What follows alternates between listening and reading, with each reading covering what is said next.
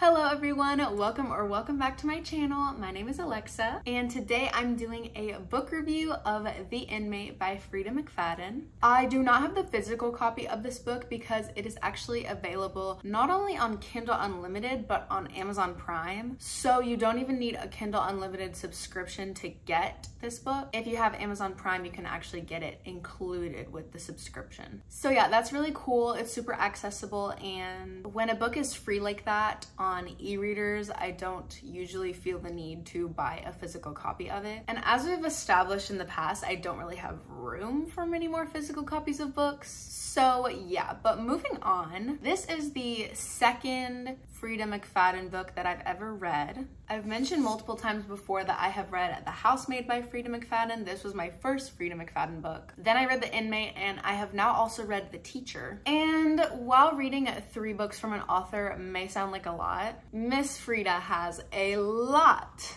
of books. So having only read 3 of her books, this is really only scraping the surface. But like, I want to keep going. So for whatever reason, Freida McFadden books are super popular right now in the mystery thriller genre. And like, I can see why. They're very fast-paced, they're very bingeable, and they have that kind of shock factor, plot twist, thriller vibe that I know a lot of readers will be looking for when they pick up a thriller or mystery. So I'm gonna read the official summary and then kind of give my own personal summary of this book. There are 3 rules Brooke Sullivan must follow as a new nurse practitioner at a men's maximum security prison. Treat all prisoners with respect, never reveal any personal information, and never become too friendly with the inmates. But none of the staff at the prison knows Brooke has already broken the rules. Nobody knows about her inmate connection to Shane Nelson, one of the penitentiary's most notorious and dangerous inmates. And they certainly don't know that Shane was Brooke's high school sweetheart, the star quarterback who is now spending the rest of his life in prison for a series of grisly murders. Or that Brooke's testimony is what put him there. But Shane knows, and he will never forget. I feel like a lot of mystery thriller type of books will have very vague descriptions of the book. And I can see why. I mean, obviously you don't want to give away everything that's going to happen in the book in the description. And that doesn't go just for mystery thrillers, but for any type of book. But basically with this description, all you know going into the book is that Brooke is working at a prison and her ex-high school boyfriend, Shane, is in prison there, and she put him there somehow.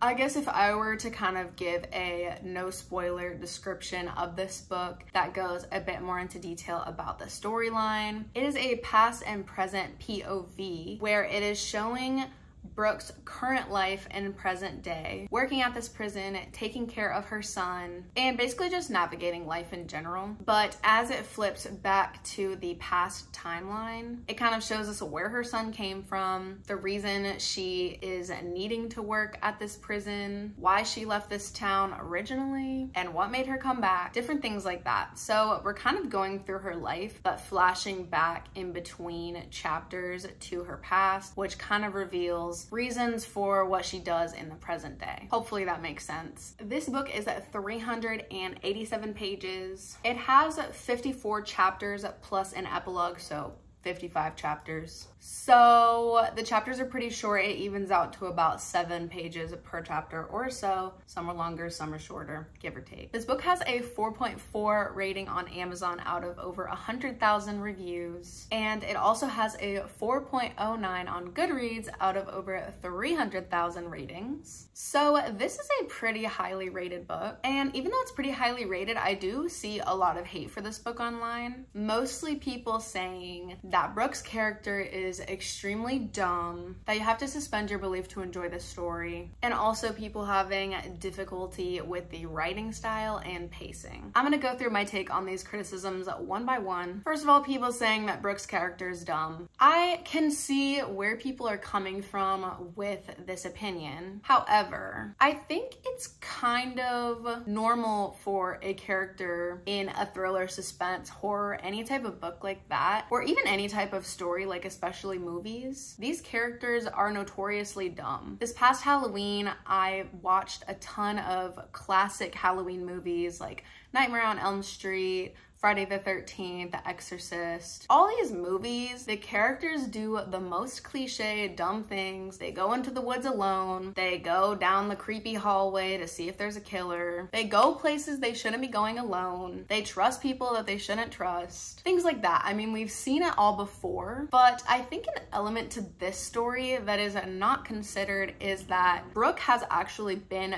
through a traumatic experience, which I'll get to that in the spoilers section of this video, but just to put it vaguely, Brooke has been through a traumatic experience, and when you experience trauma, your brain will often block out those memories, or you may have a hazy perception of the situation, and also just kind of a lack of trust in yourself and your own decisions and the way you see the world. So because of the character's trauma, I can see how she realistically would make what most readers are calling a dumb decision. I guess because of what she's experienced, she may find herself unreliable, which I think in a way also kind of makes her an unreliable narrator, which I think adds some flavor to this book for sure. Next, people saying that you have to suspend your belief in order to enjoy this book. I mean, that kind of just goes hand in hand with what I previously just said, that when you're gonna read a story that is fiction, or you're gonna watch a movie that is not based on a true story, you are gonna need to suspend your disbelief to a degree to enjoy a story. And since reading is a form of escapism for a lot of people, I think there can be pleasure in reading an unrealistic story that probably wouldn't happen in real life. So I honestly don't really see anything wrong with that personally.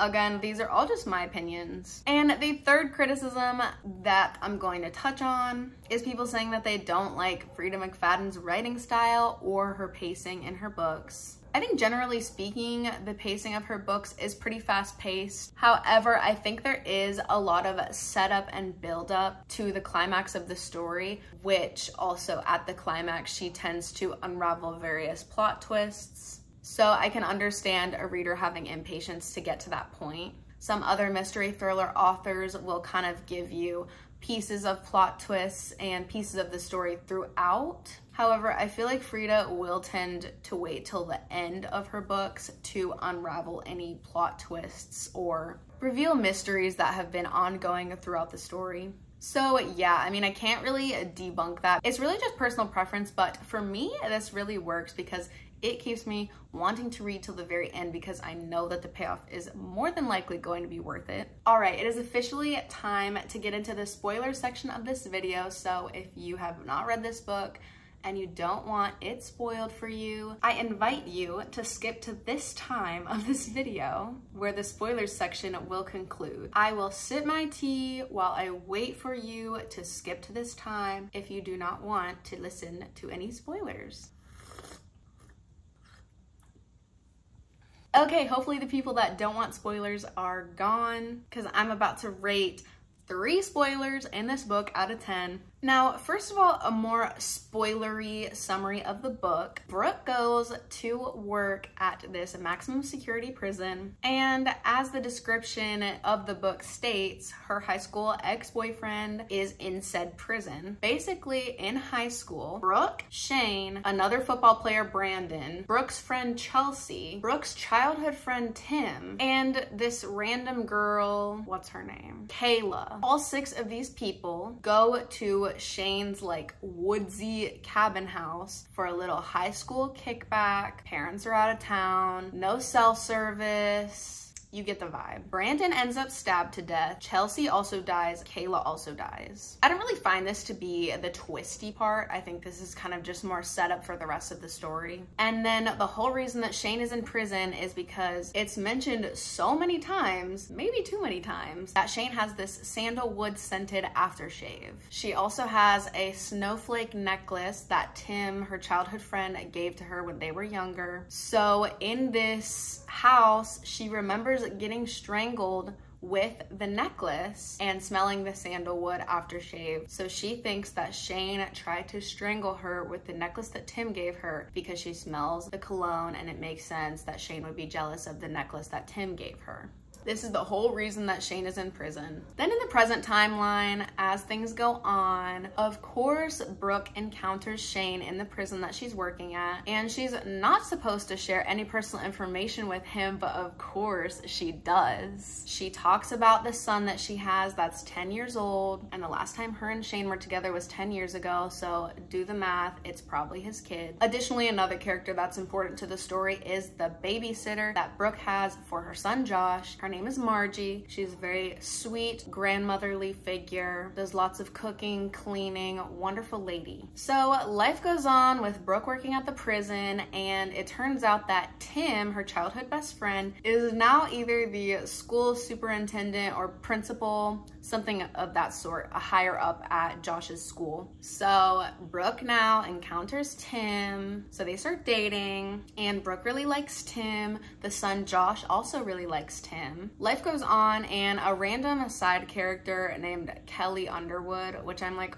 why was she named Kelly Underwood? That just bothered me for some reason. But Kelly is introduced as a brief past lover of Tim's. Like they went on like 2 or 3 dates or something. Now, sometime later, Brooke is on a date with Tim at his house. This is where I'm gonna get to rating the twists. Basically, Tim asks Brooke to go downstairs to the basement to get wine from the wine cellar. And Brooke goes downstairs and finds a dead body wrapped in a tarp in the basement. What? Oh my gosh, who is it? It's Kelly, the girl that Tim went on a couple dates with some time ago. So this was a shocking twist to me because now I'm feeling like Tim is the murderer from all those years ago at the house. And maybe Shane doesn't belong in prison. I rate this twist probably a 7 out of 10 because while it is interesting, this is the part that bothers me about the twist, is that the police got a random tip-off that there was a dead body at this location. So the police randomly show up. And at this point in the story, you're like, who tipped off the police? Why did the police just randomly show up to investigate this dead body? So because of the randomness of that, it brings the twist down a little bit for me because while it was twisty, I was like, why did the police just show up and like shut the whole thing down? Now, at this point in the story, we're like, oh my gosh, Tim is the murderer and Shane is wrongfully in prison. So that's exactly what happens. Shane and Tim do a little flip-flop. Tim goes to prison, Shane gets set free. And so I'm like, wow, that was kind of crazy. It's like the first twisty thing that has happened in this book so far. And it has been interesting in my opinion up until this point, but it has been twisty up until this point. So this is the first twist. Now, obviously, Tim's in prison. We think he's a murderer. Brooke breaks up with Tim, who wants to date a murderer. Now, Shane is set free from prison. He has nobody, but he has the old house that they went and partied at and all the murders occurred at back in high school. He inherited it from his family, I believe. So this is the place that Shane is going to live fresh out of prison, but nobody has been there in years. It's very dusty, crusty, musty, it's old. So Shane stays with Brooke and Josh, and he's like, I need to go clean the house so I can go live in it. And Brooke's like, no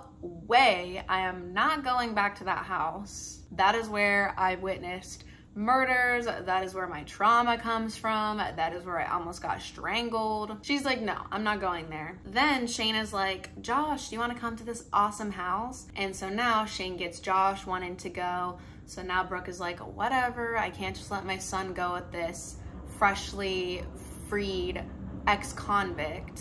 So whatever, it ends up the 3 of them are gonna go to this old house where all the murders occurred. This already sounds like a bad idea, but you know it's gonna get interesting. So also, throughout this time, Shane is spending time with Josh, and like, I've heard it said that, you know, dogs and kids specifically have this like intuition about things that like adults don't get. And so you kind of see that come into play here because Josh doesn't really like Shane. He's like, Mom, where's Tim? I miss Tim. What happened to Tim? I like hanging out with Tim better. Tim.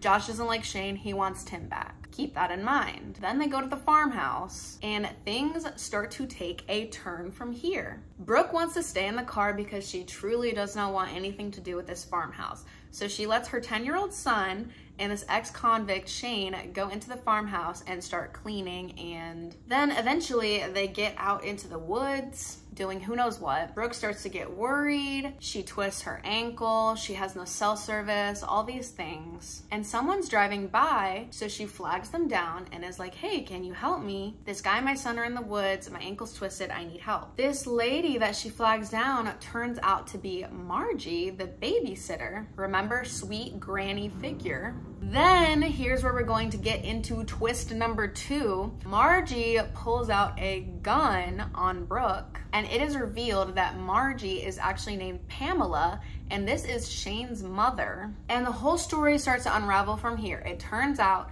that Shane and Margie/Pamela want revenge on Brooke for hiding Josh, which is Brooke and Shane's son. There was some animosity there. And in addition to this, Margie/Pamela had an affair with Brooke's dad, which is a really random element to add into the story, but this just adds fuel to the fire of why Margie/Pamela hates Brooke and wants her dead. Basically that night, all those years ago in high school, Margie/Pamela was trying to kill Brooke, but things did not go as planned.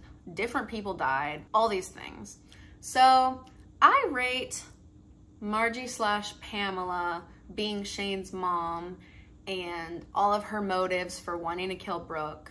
I'm gonna rate this one a 7 out of 10 as well, because from here the story really unravels and the wheels just keep turning until you get to the end of the road with this story. So I like that it did that to the story. However, it just seems kind of ridiculous that just because her dad didn't want to leave his wife to marry her, like now she needs to murder her for that. Like she had nothing to do with that. I don't know. It just seems a little crazy, but nonetheless, it was interesting and twisty. But I'm not rating the realism of these twists. I'm just rating them how I like them. So yeah, I give that one a 7 out of 10. Then at this point, gunshots are fired. Brooke ends up getting out to the forest where Josh and Shane are. Shane is dead. Josh is alive. Some snow and some ice fell onto Shane by chance, and thankfully it killed him, and Josh is safe. Brooke is safe. They go back to town. They free Tim from jail because he didn't do it. Shane actually did it, and he had the help of his mother, Margie/Pamela. So now